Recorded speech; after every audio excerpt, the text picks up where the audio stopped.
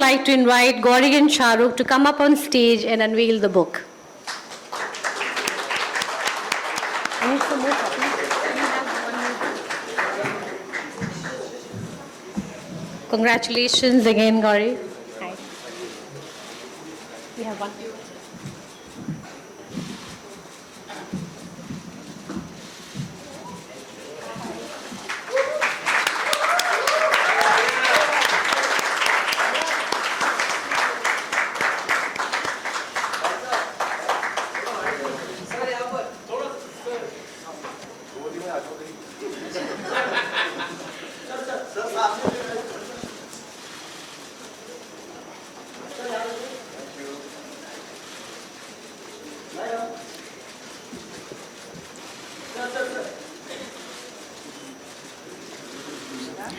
I will now request Shahrukh to come up and say a few words.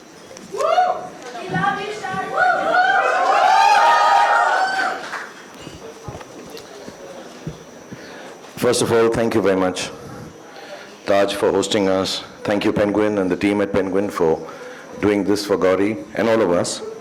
And thank you very much, HSBC, for being part of this evening. And thank you, everyone here, for waiting. And by normal standards, I should have no choice not to come here. My wife is launching a book. I have to be here.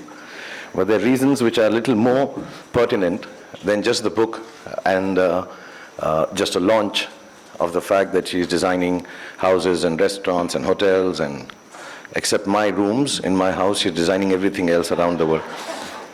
But still, I'm a forgiving person, magnanimous by heart, so I will take that. But having said that, the book does contain a few things that I would like to mention, even though it may sound strange because she's my wife and we've been married to each other for over 30 years, and it becomes the duty of a husband to talk like this, but only as an individual, because me and Gauri have known each other. She was 14, I was 18, and we've known each other for years. And sometimes when you know each other for very many years, a sense of appreciation for each other's work starts diminishing because you take it for granted. I've been doing what I do for a long time, and Gauri has played her part in the best way possible. We've raised 3 beautiful children. She's been a wife of a movie star who became extremely popular because of the grace of God and people like Suhail. But there was a passion she always had. There was a sense of creativity. There's a little mediocre sense of creativity in our whole family, even the little 10-year-old. We do dabble with paints. We do think we can do a little bit of music, little, not outstanding. And Gauri was also part of the journey, that she's always been a little creative about things, how she would do a space or do a little drawing or a painting. And I think for about 25 years of her married life, or at least 23, 24 years of her married life, we were just so busy settling down in Mumbai, and this overwhelming response we got from the profession that I am in, just to deal with it and lead a normal life, bring up children, that she never realized that there was an aspect of hers which needed to have some kind of life or some kind of, give vent to it. This book, I think, stands for all that. It doesn't make a difference to all the youngsters, all the people who miss out on a dream of their life to be creative. You can start at any age. I think Gauri started mid-40s. 40, okay, only 40. She's 37 now. In our family, we age backwards. So yes, at 40 she started doing this, at a time when I even told her that, listen, should I be helpful? I have some friends, we can talk to them. And she said no. She started a small 10 feet by 10, 20 feet shop somewhere down in Parel, Lower Parel. And she worked it all out on her own and continued doing what she does. And when I asked her now, years later, because she is genuinely the busiest person in the house now, compared to me, my son, my daughter, and the little one, and my sister. And we're like, what are you doing the whole day? And why do you keep doing so much work? And she says, because it satisfies me. And I think this book stands for that you follow your dreams, do what satisfies you. The material end of it all is not so important. We have dinners at home, which We don't have any choice in that. We all have to have dinner together. And on those dinners, we discuss how was your day at work. And at the end of the dinner, the discussion is, it was a satisfying day. Because she believes a satisfying day is a happy day. And at whatever stage, whatever age you are trying to follow your dream, at the end of it all, it's very important to follow that, is what we've learned from Gauri. And I hope everyone who reads this book, of course it's got lovely designs, it's got pictures of the family, it's got some stuff written in it which I don't understand at all.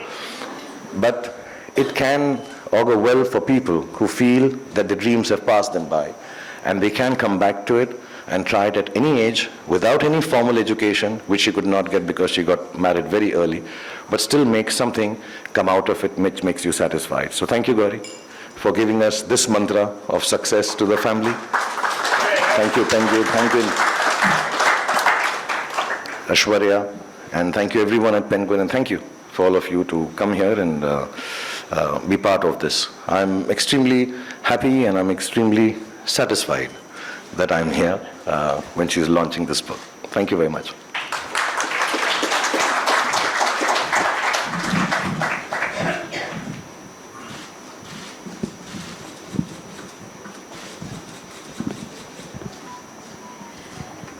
Well, we now talk a little bit more with Shahrukh and Gauri about the book. Gauri, you've been designing, homes and spaces for some years now. What prompted you to write the book? Well, the book is more about design, as you know. Shahrukh has already told you. Well, it charts out my journey as a designer. Anyone who's interested in design or they want tips on interior decorating their homes. So I've just compiled everything together for people to go through design and whoever is interested. And basically when I chose this profession, designing homes, bringing them to life was extremely satisfying, exciting, and seeing a smile on the client's face it just gave me so much joy that I enjoyed it so much. I said I have to pen down all those thoughts and all the designs all under one book. So I decided to just have it all together in this book. So that was the reason to just have this book put together. Yeah, and looks gorgeous. You also mentioned in the book that probably the first project that you worked on was to redesign your Delhi home.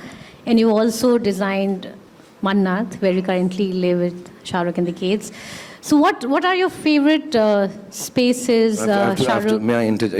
Is it okay if I talk in between, or it's just Yes, no, it's a conversation, so no, please butt in. If it's a show, I can just sit and look pretty. No, I was going to ask you, this question was for you, and both of you can chime in. Okay, I just want to say that, when we bought the house we live in now, it was way beyond our means. And being from Delhi, one was used to living in bungalows. One did not realize that Mumbai has a whole system where apartments are even more expensive and bigger, but we are not used to it. Not because I was very well off, it's just that everybody in Delhi seemed to have a bungalow. And we'd come from there, and we used to live actually to the house next to Taj, right here, Mili, and which was my director's house. He had lent it to us and said, you stay here as long as you're making films. And we had not too much money. So as soon as we mustered up some money, we said, we'll go and buy this bungalow. And it was way beyond our means. But we managed to buy it, which was one thing. And then you had to rebuild it because it was quite dilapidated and kind of broken. And then we didn't have money to furnish it. And of course, we called one designer. The lunch that he served us, telling us how he'll design this house, was way more than the salary I used to earn in a month.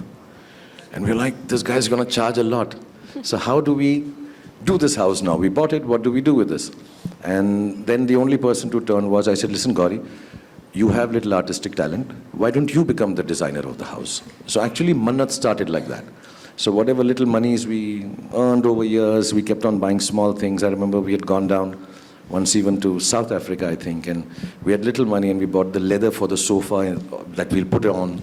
And all those small, small things we used to buy with, at that time, when you traveled abroad, I think you got £100 or some amount of money that you were allowed to carry from India. So it was taken only to buy a decoration piece. So it took us a while, and I think that training ground is what actually made her start designing. Because Mannat is, if I may say, a little big. And then, for her to start doing something at such a young age, not realizing without a designer, I think that kind of helped her also to learn. And, then from one thing to the other, she kept on designing stuff. And for me, it's very nice that, I don't have to look for another designer. I can scream and shout at her, "Oh, this is not nice, you change this and all," which I've never done. I'm just joking. I just wanted to say it here in public. And, it's just easier to discuss what we want, because I also have a thing that things should be clean and nice. So I think she started with that whole aspect, and then, she's gone on to design any and everything that we buy now, so yeah. So what is your favorite space in Mannat, and, where you like to hang out? Or? Contrary to popular belief that I spend a lot of time in the bathroom, I do like my library the most. There's a section in the house which is kind of my office, which doesn't have any electronics, and it's a library which I just like sitting in. It's been long since I've read the books in it, but it just feels very intellectual and smart. A lot of people get fooled when they walk in and they say, "Oh my God, you read them all?" I say, yeah, 70% of them. Well, the book has actually, a lot of different things, like I was mentioning in my introduction as well, from technical aspects, about textures, colors, lighting, to so many other things that you talk about in terms of your projects and people you worked with along the way. So tell us a little bit about, the contents of the book. The best part of the book, I would say, is the family pictures we've done together. To get all of them under one roof. The kids, and it was easier to get Aryan's, Shah Rukh's date.